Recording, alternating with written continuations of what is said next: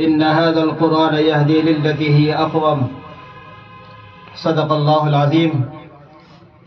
وقال النبي صلى الله عليه وسلم خيركم من تعلم القرآن وعلمه أو كما قال عليه الصلاة والسلام۔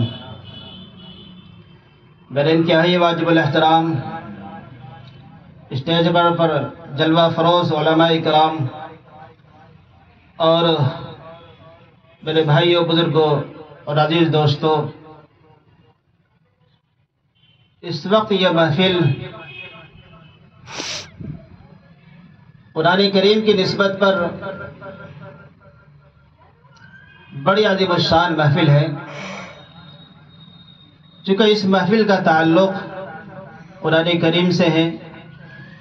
جو دنیا میں واحد وہ کتاب ہے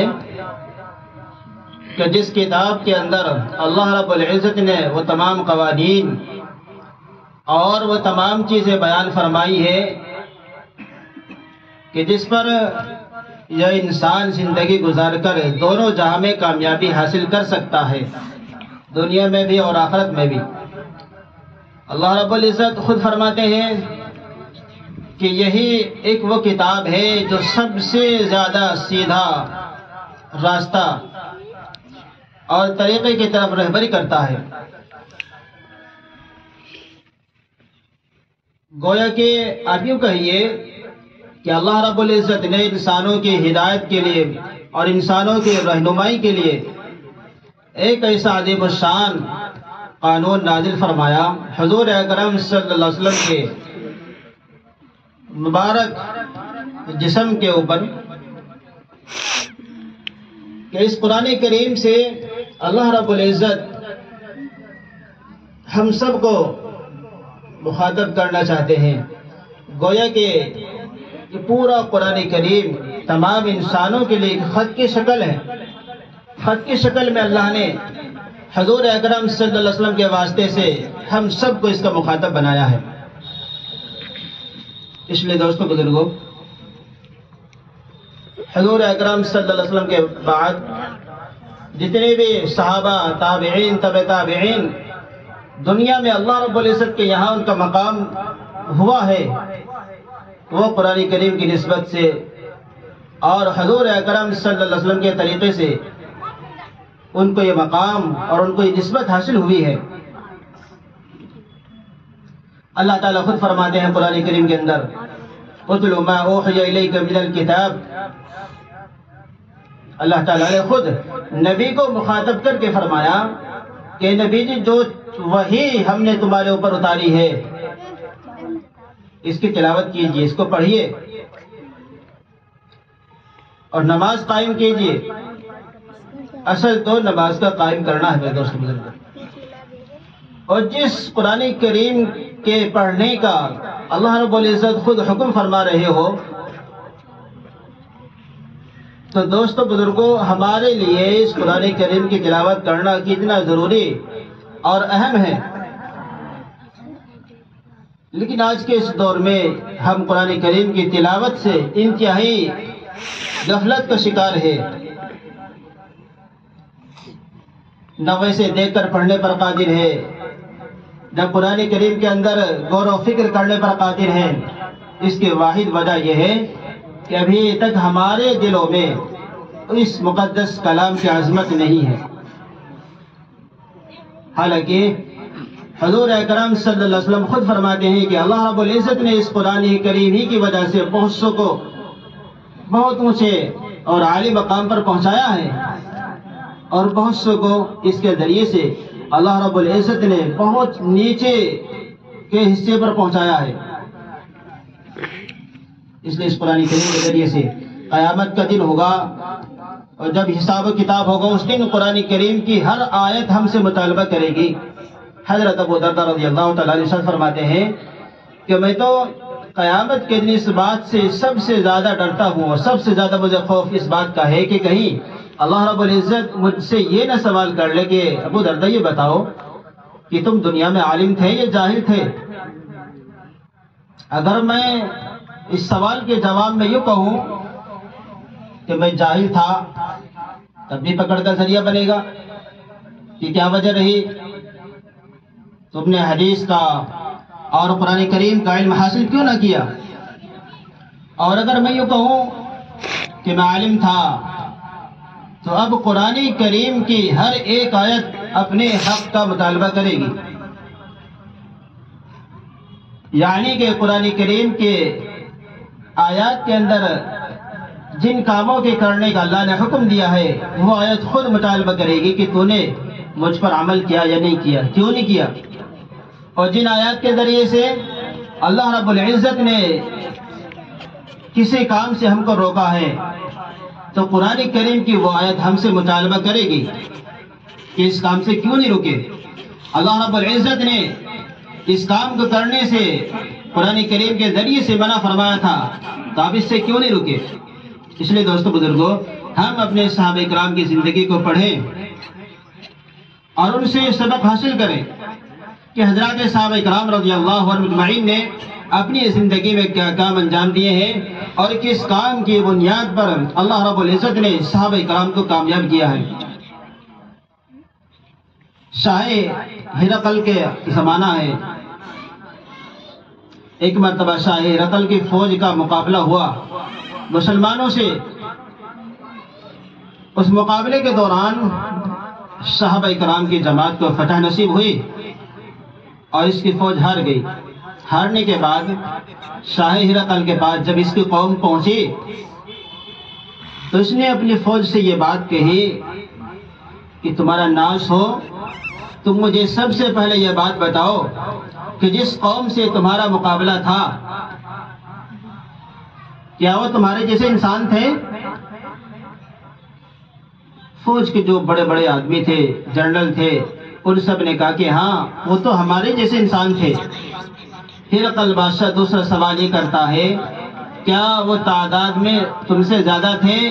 یا تم زیادہ تھے؟ اس سوال کے جواب میں بھی اس فوج کے بڑے بڑے آدمیوں نے یہ بات کہی کہ تعداد میں ہم ان سے کہیں زیادہ تھے، کئی گنا زیادہ تھے۔ پھر معلوم کرتا ہے اچھا یہ بتاؤ تو تمہارے جیسے وہ انسان تھے اور تعداد میں تم سے بہت کم تھے، پھر تمہارے ہارنے کی کیا وجہ ہے؟ تم کیوں ہارے؟ دیکھو دوستو بزرگوں، ایک تو وجہ یہ ہے کہ خود جس کو فتح نصیب ہوئی وہ وجہ بیان کر کے ہم کیوں جیتے، اور ایک مخالف آدمی ہے جو مقابل ہے وہ خود وجہ بیان کرے کہ ہمارے سامنے والی فوج کیوں جیتی ہے، کیا وجہ ہے۔ اصل چیز یہ ہے کہ وہ صحیح حقیقت کو بیان کریں گے کہ ہم کیوں ہارے ہیں اور سامنے والی فوج کیوں جیتی ہے۔ تو ہرقل بادشاہ نے